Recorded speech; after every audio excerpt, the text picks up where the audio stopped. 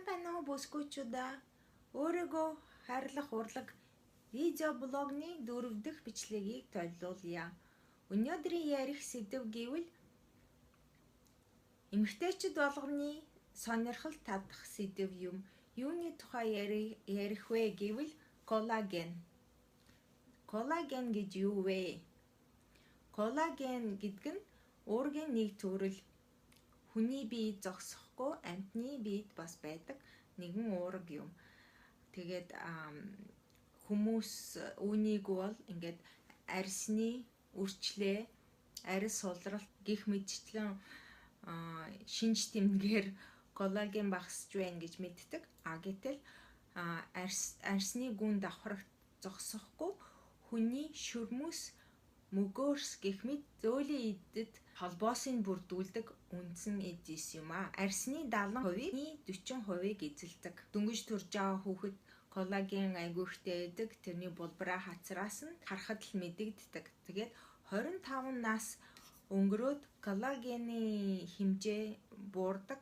Жилд 1.5%-аар буурдаг. 40 нас гарахаар 3.1-ийг бид нар алдсан байдаг. Тэгээд эмэгтэйчүүд бид нар яадаг вэ гэвэл коллагентэй тоос, серум, тоник хэрэгэлдэг. Биений тоос ч гэсэн байдаг. Тэнийг хэрэгэлж гаднаас үйлчилгээ авах гэж мэрийдэг. Гэтэл энэ арьсан дээр гарах одоо жишээлбэл минийх дээр арий те ингээд сулралсан арьс тэгээд ингээд өрчлөө үүссэн. Энэ илт гарч байгаа шинж тэмдгээс гадна манай бие дотор хөгшрөлтийн процесс явагдаж булчингийн үйл ажиллагаа муудах,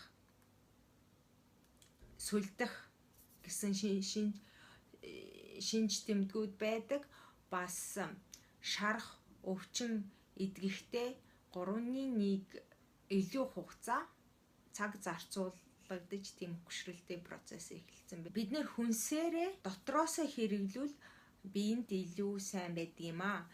За тэгээд яагаад вэ гэхлээр ходоодонд орж боловсруулагдаад цусаараа хэрэгтэй эргэтэн дээр очих ёстой коллаген гэдэг. Тийм учраас хүнсэндээ бүгдээрээ коллагенны боловсруулагддаг дэмжих хүнсийг түгээмэл хэрэгэлцгээе. Тэрний цомгийг бэлтцсэн байгаа. Гэтэл их сонирхолтой юм гэвэл Монголд түгээмэл байдаг хүнснүүд шүү. Та үүнийг харахтаа их гайхах болно. Би ч гэсэн харж байхдаа вау, Монголд их байдаг. Би бас багаасаа хэрэгэлдэг байсан. Тийм учраас эмэгтэйчүүд зогсолгүй ирчүүд ч гэсэн өдөр тутмын хүнсэндээ им коллагенны боловсруулалтанд нөлөөлөх хүнсийг хэрэгжилж байгаарэ гэж зөвлөе. За дараагийн презентацийг анхаарал тавьж үзээрэй. Коллагены төвшинг ихсүүлдэг хүнсийг танилцуулъя. Бид нар дотроосоо өдөр болгон хэрэгэлдэг хүнсэндээ биеинд хэрэгтэй бүтээгдэхүүн хэрэглүүл бидний коллагены төвшин ихснэ. Та нар мэдж авах витамин А, С, Э гэсэн тэднэр бол антиоксидант гэсэн төрөлд ордог. Тэр нь яадаг вэ гэвэл бие махбодын эсийг нөхөн сэргээж өгдөг. За тэгээд А витамин гэд ямар хүнс орох вэ гэвэл улбар шар өнгийн хүнс гэж бодоорой. Одоо жишээлбэл энэ дээр sweet potato англиар хэлдэг, Монголд байдаг үг мэдхгүй юм улбар шар өнгийн чихэрлэг төмөс. Тэгээд лууван, салмон загас, бас үхрийн элэг. Элэг бол цусны хорт бодисыг цэвэрлэдэг эргэтэн учраас аль болох баталгаатай эрүүл малын элэг хэрэгжилж байгаарэ гэж сануулъя. Үүнээс гадна улбар шар өнгөнөөс гадна витамин А бол им буржгар байцаа калий гэдэг англиар болон спинач буюу бууцаа ногоонд их байдаг. Витамин С. За мэдээж та нарын мэддэг лимон, оранж. Гэтэл нэг ширхэг киви болон гүзээлзэний хэмжээнд жижигхэн боловч витамин C-ний багтаадаг витамин C-ний төвшнгөөр их шүү.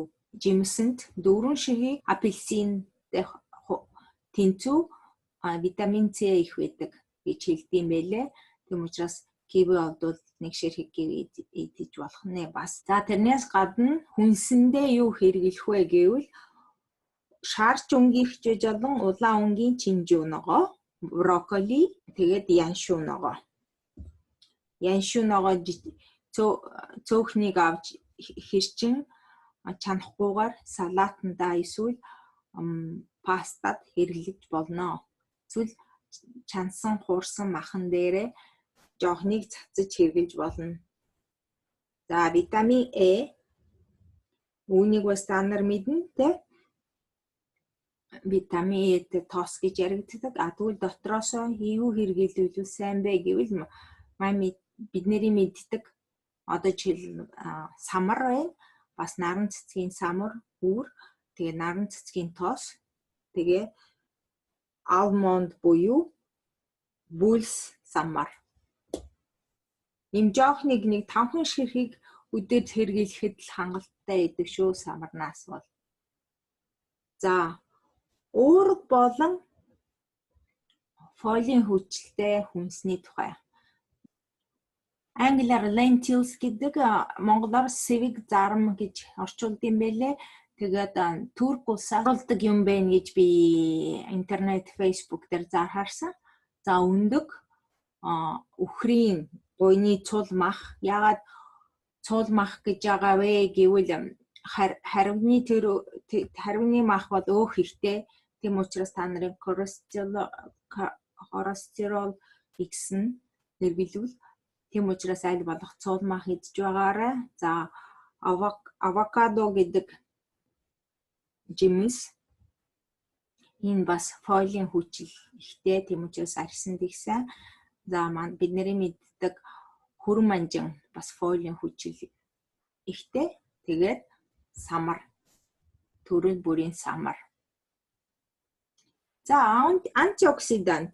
Антиоксидант юугаар биеинд болон арьсанд тустай вэ гэвэл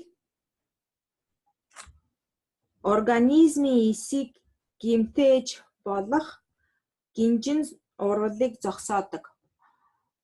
За одоо тэгээд ямар хүнс антиоксидантын төвшнгөөр их байдаг вэ гэвэл манай Монголд их байдаг нэрс болон анис.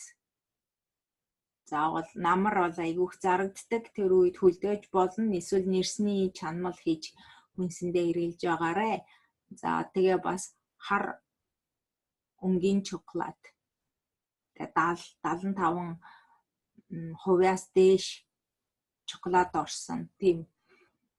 Тэгээд улаан лойл мэдээж бидний мэддэг ногоон цай. За Японд бол ногоон цайг байнгуудаг. Та нар бол чадвал өглөөдөө нэгийг ууж агаарай. За дээрэс нь кофе бас антиоксиданттай гэж хэлдэм билээ.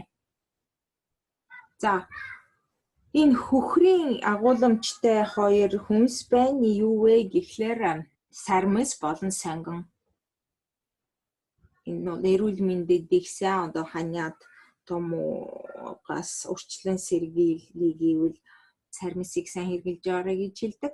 Гэтэл энэ бас коллагены нөхөн сэргийх процесстаас тус нэмэр оруулдаг юм байна. Энэ хоёр. За тэгээ хамгийн сүүлд нь юу вэ гэхлээр та нар студен бэлдэж идж байгаараа. Яг л желатин гэдэг арцаамаг гэдэг чинь өөрөө коллаген гэсэн үг шүү дээ. И болон ясны шүүл хийж ууж байгаараа. Энэ юугаар сайн бэ гэвэл уур гихтэй хоол тэгээд удаан чанагдахаар яснаас махнаас уургаас гадна бүх ясан дотор байгаа минералыг шүлэнд орж тэг хэрэглэснээр биеинд тэр минерал байна, уурга байна.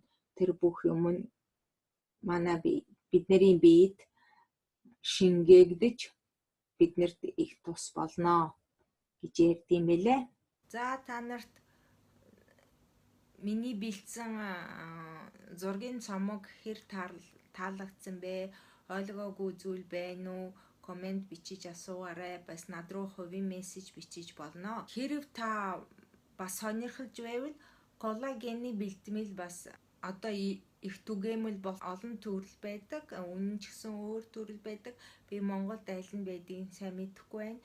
Би өөрөө энэ Испани улсад хэрэлдэг хэдээсээ үзүүлж болно. Тийм учраас энэ пэйж дээр энэ видеоны комментэд хэрэгэлдэгч байсан одоо ч хэрэгжилж байгаа коллагеныхаа зургуудыг оруулнаа.